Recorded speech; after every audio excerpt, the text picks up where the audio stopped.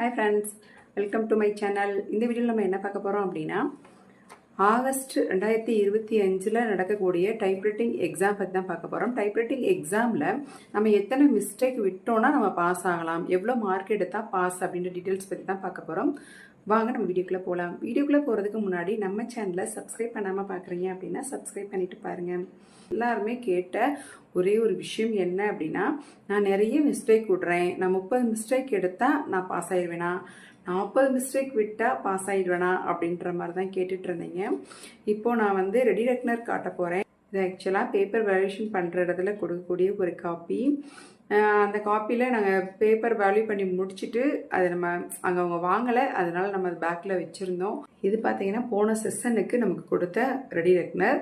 இதில் என்னென்ன மிஸ்டேக், எப்படி, அதாவது ஜூனியர்னால் எத்தனை மிஸ்டேக் எடுத்தால் பாஸ் ஆகலாம், அதாவது எத்தனை மிஸ்டேக் எடுத்தால் எவ்வளோ மார்க் வரும். நான் ஆல்ரெடி பாஸ் மார்க் நான் சொல்லியிருந்தேன்.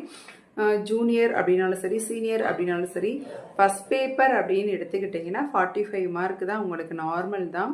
அதே மாதிரி செகண்ட் பேப்பருக்கு நான் மார்க் சொல்லியிருந்தேன். செகண்ட் பேப்பர் ஸ்டேட்மெண்ட் 50, லெட்டருக்கு 50 ஜூனியராக இருந்தால் அதுலேயுமே நீங்கள் ரெண்டுலேயும் சேர்த்து 45 மார்க் எடுக்கணும். தாராளமாக எடுத்துடலாம். ஸ்டேட்மெண்ட் மட்டும் நல்ல தெளிவாக மிஸ்டேக்கே இல்லாமல் அடித்தா கூட நீங்கள் அதை எடுத்துடலாம். அதே மாதிரி லெட்டர் ரெண்டையும் சேர்த்து நம்ம 45 தாராளமாக எடுத்துடலாம். ஃபஸ்ட் பேப்பர் மட்டும்தான் நமக்கு கொஞ்சம் கஷ்டமாக இருக்கும் ஃபஸ்ட் பேப்பரில். ஆனால் நீங்கள் எவ்வளோ மிஸ்டேக் எடுத்தால் 45 மார்க் எடுக்கலாம் அப்படின்றது தான் இதை நம்ம பார்க்க போகிறோம். சீனியராக இருந்தால் ஏற்கனவே சொன்ன மாதிரி தான் ஸ்டேட்மெண்ட்டுக்கு 60 மார்க், லெட்டருக்கு 40 மார்க், மொத்தம் 100 மார்க் எழுதுவீங்க. அந்த 100 மார்க்கில் எப்போதும் போல் 45 மார்க் எடுத்தால் போதும். அதே மாதிரி ஃபஸ்ட் பேப்பரை 45 எடுக்கணும். இந்த மாதிரி தான் நான் சொல்லியிருந்தோம். இன்றைக்கி ஒருத்தவங்க லைவில் கேட்டிருந்தாங்க. என்ன மாதிரி கேட்டாங்கன்னா, செகண்ட் பேப்பரில் 45 மார்க் எடுத்திருந்து ஸ்பீடில் வந்துட்டு நான் 0ன்னு எடுத்திருந்தா நான் வந்து பாஸ் ஆயிடுவேனா அப்படின்னு சொல்லி கேட்டாங்க. அவங்க நினைக்கிறாங்க நம்ம மொத்தத்துக்கே 45 மார்க் எடுத்துட மாட்டோமா அப்படின்னு நினைக்கிறாங்க. செகண்ட் பேப்பர்லேயும் ஃபஸ்ட் பேப்பர்லேயும் சேர்த்தே நான் சொல்கிறேன். மொத்தத்துக்கு அவங்க 45 எடுக்கணும்னு நினச்சாங்களா என்னன்னு தெரில. இந்த மாதிரி கொஷின் கேட்டிருந்தாங்க. ஆனால் நான் சொல்ல வேண்டியது என்னென்னா, மேக்ஸிமம் உங்களுடைய இன்ஸ்டியூட்லேயே எல்லாருமே டீட்டெயிலாக சொல்லியிருப்பாங்க. ஸ்பீடில் 45 எடுக்கணும், செகண்ட் பேப்பரில் 45 எடுக்கணும். ரெண்டையும் ப்ளஸ் பண்ணி 2ஆல் டிவைட் பண்ணி தான் உங்களுக்கு வந்து மார்க் வரும்.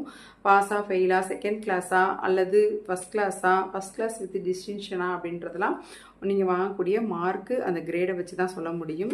மிஸ்டேக் வந்து கம்மியாக டைப் பண்ணுங்கள். 2 லைன் விட்டாலும் பரவாயில்ல, நீங்கள் மிஸ்டேக்கே இல்லாமல் டைப் பண்ணிங்கன்னா கண்டிப்பாக பாஸ் ஆகிடுவீங்க. நம்ம நினச்ச கிரேட் கூட சம்டைம் வந்துடும். ஓகேங்களா? ஓகே ஃப்ரெண்ட்ஸ், நம்ம ரொம்ப நேரமாக பேசிகிட்டே இருக்கோம். நான் அந்த ரெடி ரெக்னரை காட்ட மாட்டேங்கிறேன். ரொம்ப ஆவலாக இருப்பீங்க. நான் காட்டுறேன் பாருங்கள். இதெல்லாம் நல்லா வியூ ஆகுதான்னு பாருங்கள். உங்களுக்கு நல்லாவே தெரியும்னு நினைக்கிறேன்.